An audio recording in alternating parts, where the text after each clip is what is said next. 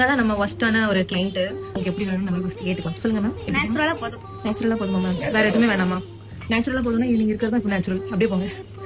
ஐல ஷேக்கணும். Glowing skin வேணும். நல்ல dark cotton வேணும். ஒரு ஹீரோயின் மாதிரி ஷைனி லுக் வேணும். தமிழா மாதிரி பளபளன்னு இருக்கணும். செடியோட மேக்கப் நல்லா இருக்கணும்.